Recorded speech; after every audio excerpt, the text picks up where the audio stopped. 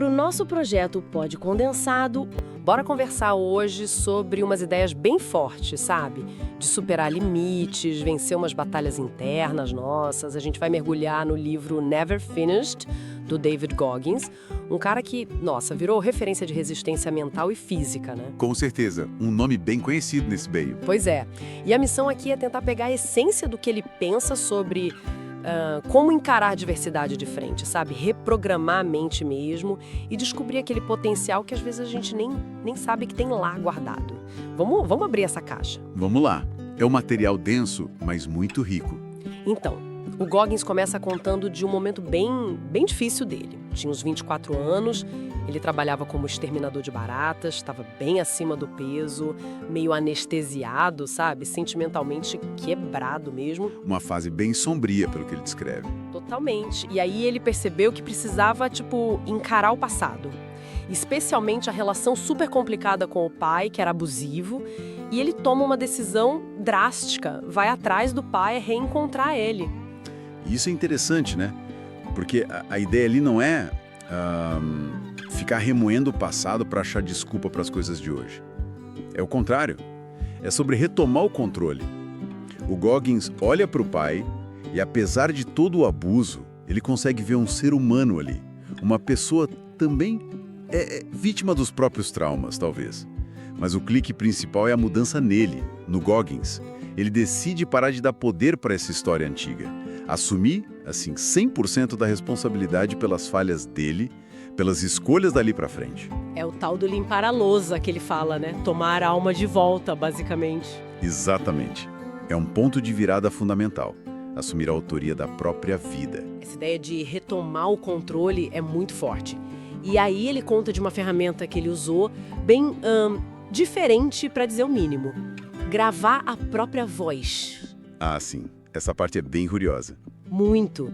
Ele se gravava reclamando, sabe? Listando as próprias fraquezas, os medos, só para ouvir como isso soava de fora. Um jeito bem direto de confrontar o que ele chama de inner bitch. Aquela vozinha chata que fica na nossa cabeça tentando sabotar, né? E pode parecer meio maluco, mas pensando bem, tem uma lógica psicológica forte aí. Quando você grava e ouve, você meio que externaliza aquela negatividade. Ela vira algo mais concreto, entende? Aí fica mais fácil de você olhar para ela e, desafiar. Sim, tipo você dá uma forma para ela, né? Exato. Quase como criar um personagem da sua própria fraqueza para poder, sei lá, brigar com ele de igual para igual. É isso. E ele foi além, usava essa mesma técnica para dessensibilizar traumas. Ouvia as histórias dolorosas de novo, e de novo, e de novo.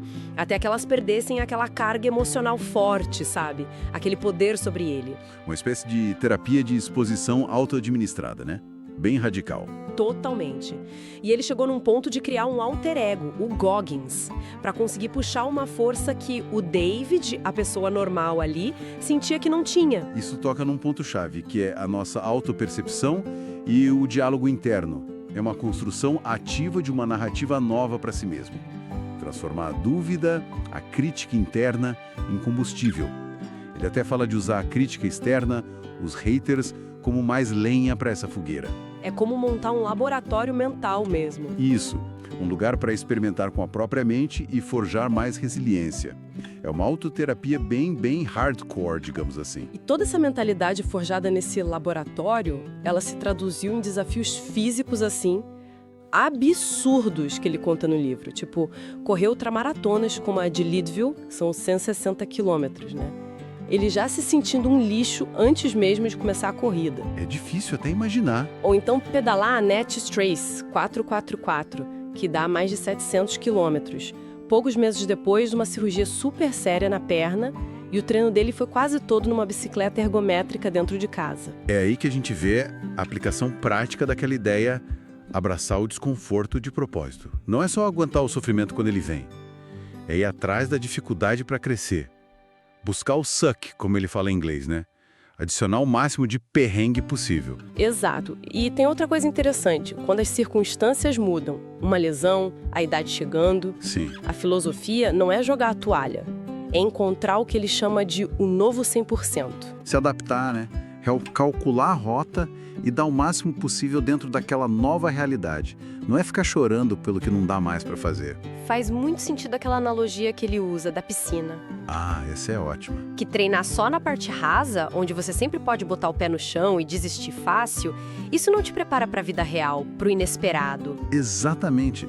O treino mental de verdade é se preparar para quando te jogarem lá na parte funda, onde, bom, ou você nada ou você afunda, não tem muita escolha. É condicionar a mente para não ficar procurando a saída mais fácil o tempo todo.